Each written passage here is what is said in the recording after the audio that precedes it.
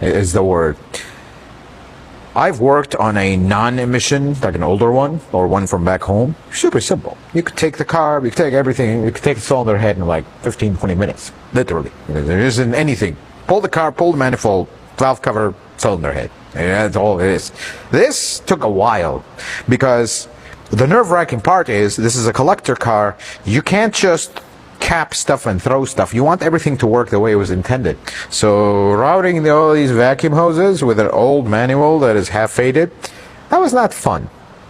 And then this has, because it's a push-rod motor, it's a two valve motor, it has intake and exhaust on the same side. So the manifold was very strange. It has a lot of things attached to it from the EGR, whatnot.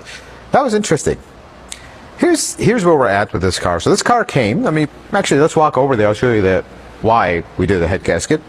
So this car came running very rough, barely running actually, and that's because cylinder, so I'm trying to remember this, there we go. Cylinder 3 and 4 were sharing resources.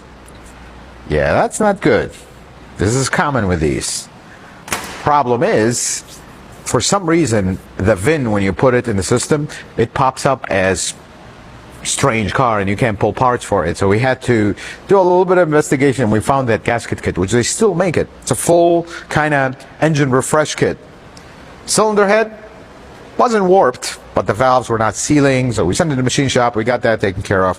Got an OEM gasket. Really dislike all the hoses that it has with these worm clamps, but trying slowly to get some of these original, because this does have an aftermarket HVAC system. So all these hoses that you see in this compressor, folks, this doesn't exist in the original one. This is when the alternator would be. But all this, you see a lot of wires here and all this mess, that's the aftermarket stuff. And then you see a condenser here. That's an aftermarket kit.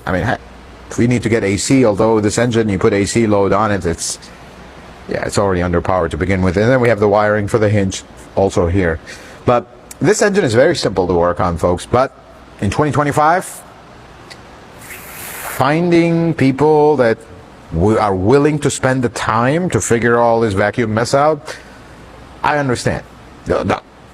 We work on modern cars. You're working on a car with a mega computer and all diagnostics with a computer, meters and whatever, and then you go into this. Where does this vacuum hose go? Where does that one? What does this do? It's very rudimentary. It takes a lot of time.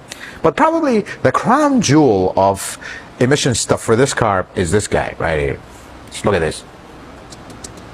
This little fan. Doesn't look like a blower motor. And if we follow it, it just kind of goes into nowhere.